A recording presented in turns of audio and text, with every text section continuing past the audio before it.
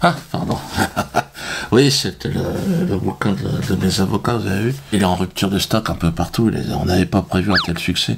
Deuxième sur Amazon, deuxième à la Fnac. Depuis sa parution, le livre est dans le top 5 des ventes à la Fnac et sur Amazon.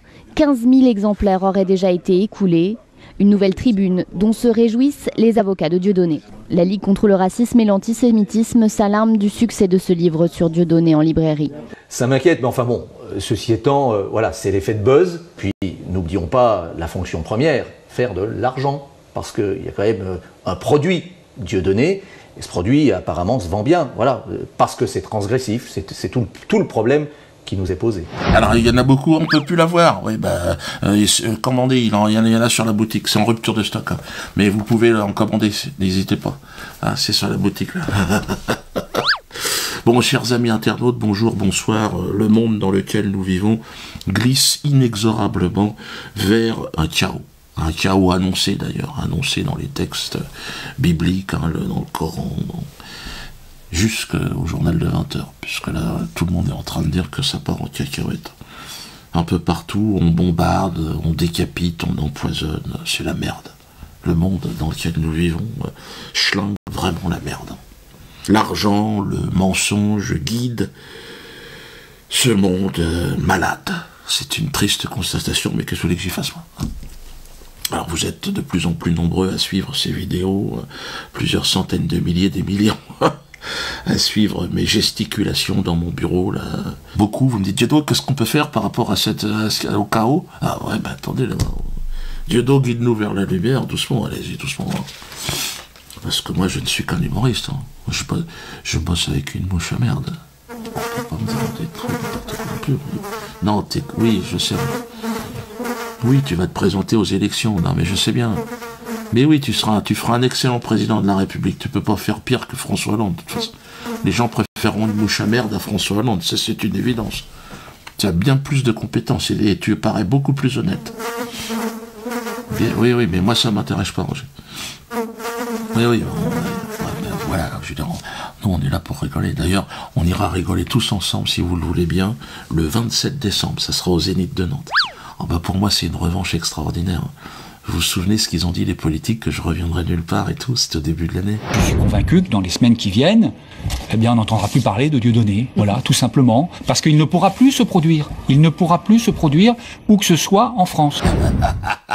Après avoir été interdit par le Conseil d'État, je reviens. Je serai à Pau, à Toulouse. Donc dépêchez-vous parce qu'il y aura bientôt plus de place. Les gens, c'est normal, ils ont besoin de rigoler. Puis le rire interdit, aujourd'hui, il y en a qu'un qui est vraiment interdit. Donc, pas le choix. Je fais pas ça pour vous dire de venir me voir et de ne pas aller voir les autres. Vous pouvez aller voir les autres aussi. Hein. Mais c'est vrai que c'est autorisé. C'est sûr, les autres sont même subventionnés. Donc, face à cette situation catastrophique, je réfléchis. Hein.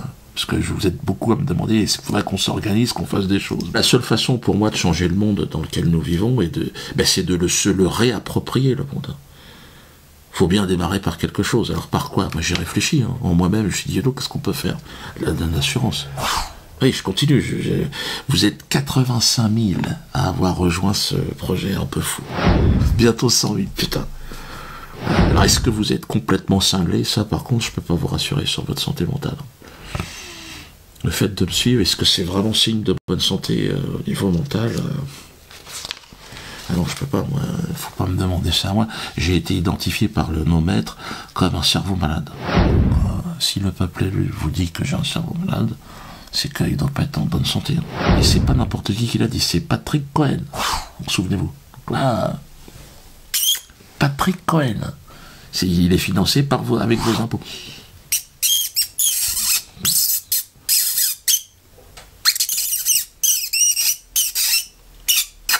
Là, on est en terrasse, on peut rien faire de plus. Et ça a été confirmé par Pascal Elbé, un autre juif des médias, très influent. Aucun talent, par contre, c'est ça qui est étrange. Il est là, on ne sait pas pourquoi. Enfin, si, on sait. Parce qu'il est juif, au départ. C'est uniquement la seule qualité que je lui vois dans ce métier-là, c'est celle-là. Parce qu'autrement, il est mauvais comme un cochon. Mais bon, il est juif, donc plus ou moins prix Nobel de la paix, agrégé d'histoire, docteur en pleurniche, quoi. Et donc lui, il a dit qu'il fallait me défoncer la gueule. Donc j'imagine, ce sont des gens, ils ont quand même certaines compétences dans le dressage de nègres. Hein. Faut oublier quand même que la traite des Noirs, c'est quand même une spécialité qui n'est pas vietnamienne. Hein. Alors, 100 000, c'est le nombre que vous serez à fin octobre. 100 000 personnes, putain de merde, auront signé cette pétition. Et ont levé la main pour changer d'assurance. Ça va faire bouger les choses. Si vous avez des compétences dans l'assurance, si vous êtes cadre, envoyez-nous vite vos CV. Et puis les autres aussi d'ailleurs. Hein. Mais bon, dans un premier temps, évidemment, pour structurer cette entreprise, on va commencer, il va falloir effectivement recruter des cadres. On fait des réunions quotidiennes, enfin pas quotidiennes, hebdomadaires, pour vraiment partir sur de bonnes bases, ne pas se tromper. Hein. Parce que c'est pas mon métier l'assurance au départ. Ce serait plutôt la communication. Quoi. Mais bon, bref, il faut qu'on mélange nos talents. Donc envoyez-vous, de toute façon tout va apparaître ici. Hein. Voilà. Non, ça c'était la date de tournée. Ben, il s'est planté. Ben, cela dit, vous pouvez venir à Nantes. Voilà l'adresse. Je préfère. Ouais, le gars, tu sais, il n'en loupe pas une pour faire de la promotion. Il y a un côté un peu excessif que je regrette. Envoyez vos CV si vous bossez dans l'assurance. Hein. Il va y avoir du boulot. Mais imaginez 100 000 personnes, non. D'ailleurs, les autres, ils ont peur. Hein.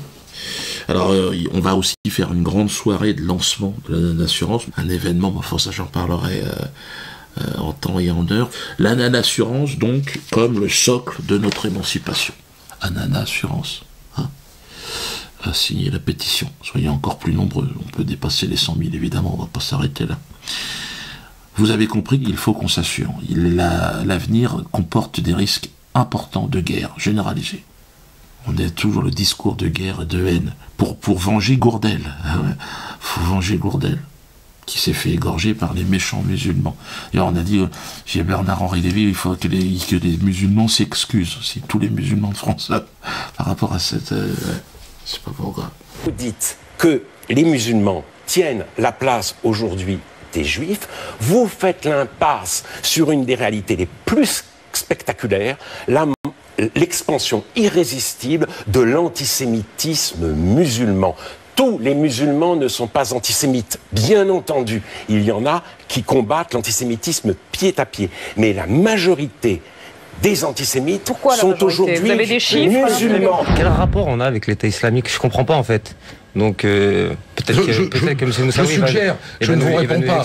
Je suggère que le rapport qu'il y a, c'est juste cette religion en commun, interprétée de manière finalement assez différente. Breivik, il était chrétien. On n'a pas demandé aux chrétiens de se désolidariser des Anders Breivik a commis le massacre. En Centrafrique, on tue des musulmans et on les mange. On n'a pas demandé aux chrétiens de se désolidariser. À Gaza, Mohamed Abou Khder, le petit jeune palestinien à qui on a mis de l'essence dans le ventre et on l'a brûlé vif. On n'a pas demandé aux juifs de se désolidariser. Bien au contraire, ils ont même fait une manifestation en soutien à Israël. Il faut aussi qu'ils aillent baiser le cul de Bernard-Henri Lévy, certainement, et de baiser les pieds du patron du CRIF. Enfin, les musulmans de France, je pense franchement, allez, dites-leur d'aller se faire enculer à tous ces gens-là, parce que vous laissez pas emmerder par ces conneries-là. Moi, en tout cas, c'est ce que je pense. Hein.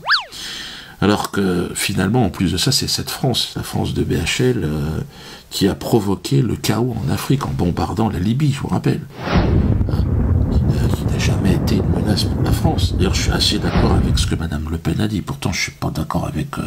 c'est plutôt... Bon, elle a des positions toujours pro-israéliennes, mais là, au moins, elle a dit des choses. Elle me parlait parler au nom de la France. Écoutez-la. Il faudra aussi faire le tour des responsabilités des uns et des autres, car c'est ça aussi l'honneur d'un pouvoir politique, d'être capable d'admettre que l'on a commis des erreurs, et notamment dans les interventions en Libye, notamment dans les interventions en Syrie, où l'on a contribué, évidemment, à renforcer les fondamentalistes islamistes. Vous bombardez la Libye, vous bombardez les pays arabes, à un moment donné, les gens, ils voient passer les bombardiers français, ils disent, attendez, ils voient Gourdel qui arrive avec son bateau en train de faire un trekking, toi, on va s'occuper de ton cas. Hein. Alors que Gourdel n'a rien à voir là-dedans. On a vu sa vie à Gourdel, apparemment, il aimait la marche à pied, lui. Et bon, il s'est trompé d'endroit. Notre compatriote Hervé Gourdel a été assassiné par un groupe terroriste. Lâchement, cruellement, honteusement. Hervé Gourdel est mort parce qu'il était français. Parce que son pays, la France, combat le terrorisme. Hervé Gourdel est mort parce qu'il est le représentant d'un peuple, le nôtre, qui était pris de liberté et qui défend la dignité humaine contre la barbarie. Parce que eux, c'est pas à Gourdel qu'ils en voulaient, c'est à Sarkozy et à Hollande. Mais bon, si t'arrives avec ton passeport français, je veux dire, Sarkozy, il faut pas qu'il aille faire un trekking en Algérie, il l'a compris, il y va pas lui. C'est comme si j'allais faire un trekking en Israël, faut pas y aller, il y a des endroits, bon, il faut comprendre un peu comment ça se passe. Mais aujourd'hui, le passeport français, c'est dangereux. Hein. Mais Gourdel, il savait pas, lui. Avec son petit passeport français, il s'est dit, bon, j'y vais. Non, faut pas y aller. D'ailleurs, avec l'ANA d'assurance, il y a un projet de passeport ananas aussi. Ça, c'est l'atelier de chanson potage de Poissy qui a eu cette idée, c'est pas mal. Ça vous permet à l'étranger de cacher le passeport français, qui automatiquement vous amène à l'égorgement. T'arrives avec ton passeport ananas, mec, mais t'es de coup, ananas, hein, mec, c'est ah oui, ananas, atelier de chanson potage, d'accord. Bon. Vous faites une quenelle, ah bon, d'accord, c'est bon, passez. Tu vois. Parce qu'autrement, il n'y a qu'en Israël, il faut cacher ton ananas, évidemment. Tout à fait, Roger, tout à fait, Roger. Alors oui, effectivement, il y a eu une étude aussi, une petite étude qui est faite par mon équipe, une équipe de spécialistes à l'atelier de chanson potage de Poissy, une petite étude qui est faite sur la situation de crise par rapport à ces preneurs d'otages. Et il y a eu des conclusions qui ont été apportées, et bon, il se propose, parce qu'il y a eu une émotion énorme avec la mort, la décapitation de Gourdel, de faire la médiation avec les éventuels prochains preneurs d'otages et décapiteurs. Parce qu'à mon avis, c'est parti, ça va pas arrêter. Hein. La France bombarde les pays arabes, à un moment donné, beaucoup d'Arabes ne sont pas contents. Donc ils vont dire, à un moment donné, on va décapiter aussi un peu. Donc nous, on sera là, avec l'atelier de chanson potage, nous, on a une bonne équipe. C'est pas le Quai d'Orsay qui va régler les choses. Fabius, c'est très mauvais. Fabius, on le laisse encore un mois, les gens vont se faire décapiter dans tous les sens. Fabius, il le déteste. Hein. Il le voit arriver, c'est comme si c'était Benjamin Netanyahou. Monsieur le ministre, cher Laurent, c'est mon plaisir de vous recevoir ici à Jérusalem, with all your delegation. Donc moi, atelier de chanson potage, j'ai des gens compétents, faut pas oublier. Moi, j'ai Carlos, j'ai Mehdi Milouche, qui a quand même un carnet d'adresse à peu près à jour. Donc s'il faut négocier, autant négocier avec des gens qui peuvent parler. Et en plus, en échange, ils ne demanderont pas rien. On va juste chanter, on demande je crois qu'ils demandent à ce que soit... Voilà, restituer l'ordinateur de Germain. Ouais, voilà, Carlos aussi qui demande 2-3 petits trucs à être libéré. Peut-être ça sera plus difficile, mais d'accord, voilà. Et puis Alfredo aussi, les chorégraphies, qui veut faire les chorégraphies. Bon, je pense que ça pose pas de problème.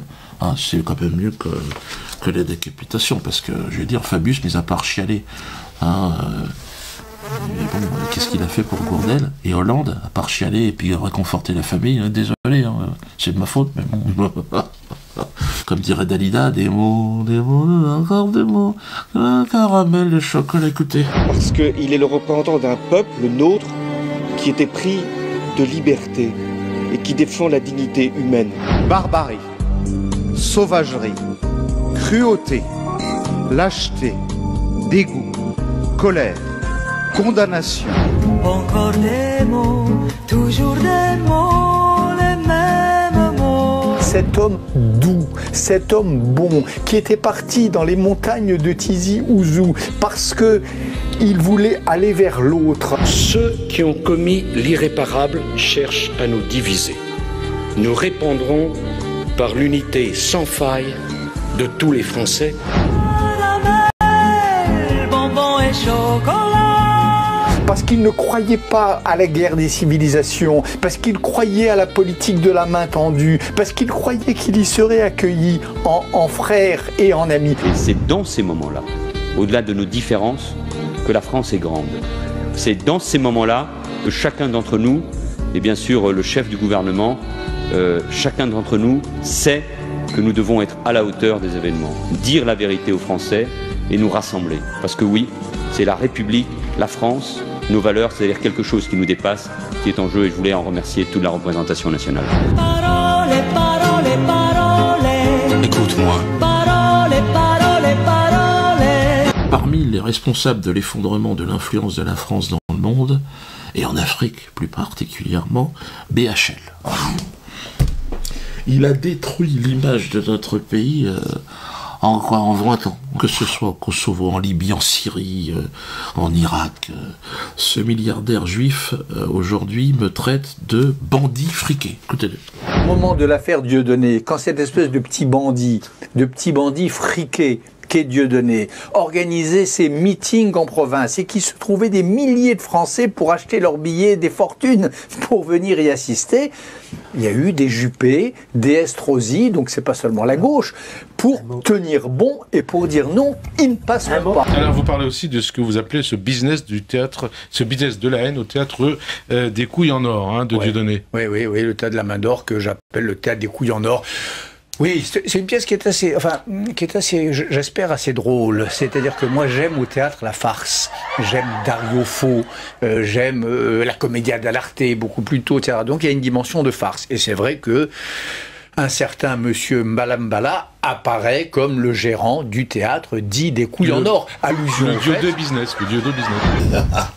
Ce qui fait une pièce de théâtre, il n'y a personne n'y va, évidemment. Mais bon, tu sais, en plus, il est subventionné. Enfin. C'était un moment privilégié, c'est une pièce très importante. Bernard-Henri Lévy démontre une nouvelle fois ses qualités d'écrivain, d'auteur. On a passé un moment et je dois dire que M. Weber était exceptionnel. Voilà, bandit friqué. De toute façon, pour ce descendant d'esclavagistes, un nègre au-dessus du RSA, c'est un antisémite, c'est louche, c'est un nazi. Ah la vache. Ah lui, il aura fait du mal, hein. Et les Africains le détestent. Lui, il ne faut pas qu'il aille faire un trekking en Algérie. Lui, il le sait d'ailleurs, il n'y va pas. Hein. Lui, de tout pays, enfant de tout pays aussi, il n'y va pas, lui. Enrico, parce qu'ils ont compris que là-bas, ils sont pas aimés, hein. Cette fripouille israélite révèle par son désarroi quelque chose de très positif. Et réjouissons-nous de ces angoisses qui ne vont faire que croître avec les semaines qui viennent. Elles annoncent notre libération, notre émancipation de ces esclavagistes qui nous pourrissent l'existence. Donc vas-y, pisse-toi dessus Bernard, sans rancune, et puis il va te faire enculer par la même occasion. Je terminerai sur la chanson de Dalida, parce que je trouve qu'elle est quand même d'actualité. Paroles et paroles et paroles. Parole, parole, parole. Écoute-moi. Parole, parole, parole. Et nous avons mesuré ensuite à quel point cet assassinat épouvantable non seulement avait frappé tous les Français, mais tous nos collègues. Ces mots ne cessent de tourner en boucle dans nos têtes et sur toutes les ondes. Ces mots, on n'a cessé de les entendre même après les merveilleux et si émouvants hommages rendus partout en France, et d'abord dans ma circonscription de montagne des Alpes-Maritimes, comme dans sa ville de Nice, auquel il était si attaché. La France ne cède pas au terrorisme. La France ne cédera jamais au terrorisme.